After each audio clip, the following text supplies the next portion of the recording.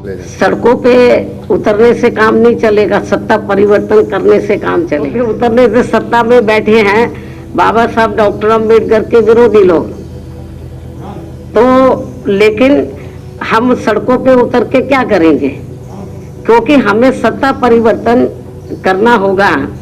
और जब केंद्र और राज्यों में इस किस्म की सरकारें जो संविधान के हिसाब से नहीं चल रही हैं, तो उनका एक ही रास्ता है कि उनको सत्ता से बाहर करके तो बीएसपी को सत्ता में लाना, तभी संविधान सही मायने में ठीक ढंग से संविधान के मुताबिक काम हो सकता है। गठबंधन करने वाले लोग जो विजय रथ यात्रा निकाल रहे हैं, तो अभी तो विजय मिली भी नहीं है इनको।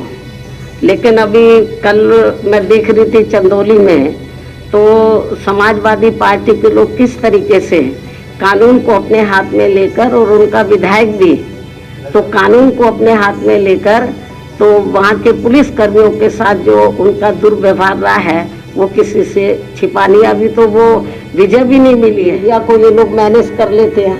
मीडिया में तो बहुत कम रिपोर्ट आती है जुर्म जाति की, वर्तमान सरकार की भी बहुत कम आती है, आटे में नमक के बराबर। आएगा तो तब इस सवाल का जवाब पूछना भी आया किधर है।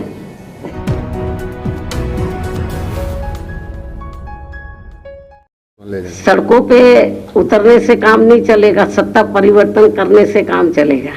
जब सत्ता परिवर्तन हो जाएगा तो संविधान बच जाएगा। सड़कों पे उतरने से सत्ता में बैठे हैं बाबा साहब डॉक्टर अम्बेडकर के विरोधी लोग, तो लेकिन हम सड़कों पे उतर के क्या करेंगे, क्योंकि हमें सत्ता परिवर्तन करना होगा।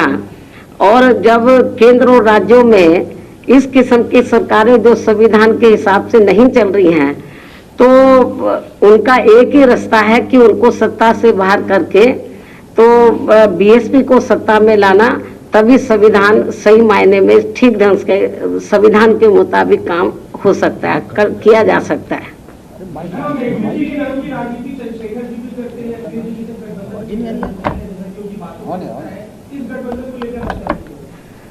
ये तो यूपी की जनता अच्छी प्रकार से देख रही है, और ये भी जनता को मालूम है कि ये गठबंधन करने वाले लोग जो विजय रथ यात्रा निकाल रहे हैं, तो अभी तो विजय मिली भी नहीं है इनको।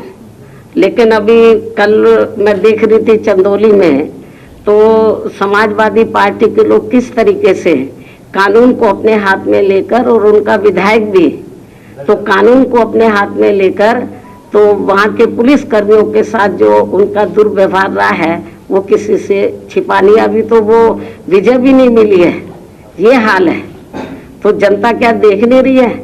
तो इसलिए चाहे गठबंधन कर ले, कुछ भी कर ले, जनता को ये मालूम है कि सपा के शासनकाल में तो गुंडागर्दी, माफिया गर्दी चरम सीमा पर थी, और बीएसपी के शासनकाल में हर मामले में हर स्तर पर कानून द्वारा कानून का राज चलता था। तो ये भी आप लोगों को मालूम है, मीडिया बंधुओं को अच्छी प्रकार से मालूम है। चाहे आज भारतीय जनता पार्टी कहे कि हम कानून द्वारा कानून का राज कायम करके चल रहे हैं, ऐसा कुछ भी नहीं है। जमीनी हकीकत में कोई दिन ऐसा नहीं जाता। यूपी में 75 जिले हैं, जिस दिन खास तौर से जो दबे कुचले लोग हैं, वीकर सेक्शन के लोग हैं, उनके ऊपर जुर्म जाति किसी न किसी रूप में जरूर होती है। मीडिया को ये लोग मैनेज कर लेते हैं। मीडिया में तो बहुत कम रिपोर्ट आती है जुर्म जाति की, वर्तमान सरकार की भी बहुत कम आती है, आटे में नमक के बराबर। और बहुत ज्यादा जुर्म जाति हो रही है, ये किसी से छिपा नहीं है। ठीक है, देखो उत्तराखंड में बीएसपी अकेले अपने बलबूते पर चुनाव लड़ेगी, और पंजाब में तो हमारा जो है शिरोमणि अकाली दल से गठबंधन हो गया है, तो वहाँ हम लोग गठबंधन करके वहाँ पर पंजाब स्टेट में चुनाव लड़ रहे हैं।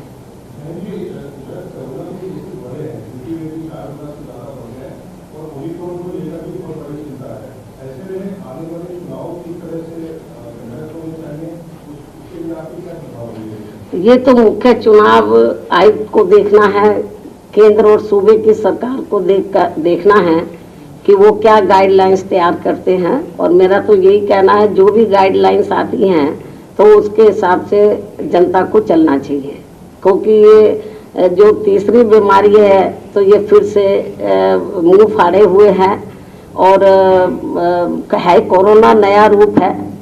तो इसलिए मैं समझती हूँ कि मेरी तो यूपी की जनता से नहीं, जहाँ जहाँ भी चुनाव हो रहे हैं जिन जिन राज्यों में, तो उनको भी मुख्य चुनाव आयुक्त की, केंद्र की सरकार की, वहाँ के जो राज्य सरकार है उनकी जो भी गाइडलाइंस आती है तो उसको फॉलो करना चाहिए।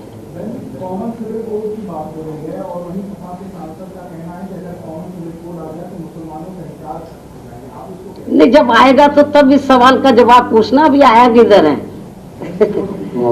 भविष्यवाणी पहले करते, जबरदस्ती आप जो है तो केंद्र सरकार को तैयार कर रहे हैं कि वो जल्दी से वो ये कानून ले आए, नियम बना दे। अब सपा वाले क्या कहते हैं, चंदौली में नहीं देखा है। विचारधारा को घर घर तक पहुंचाने के लिए हमारे YouTube चैनल को सब्सक्राइब करें, लाइक करें, कमेंट करें, शेयर करें और बेल आइकन की घंटी दबाना ना भूलें।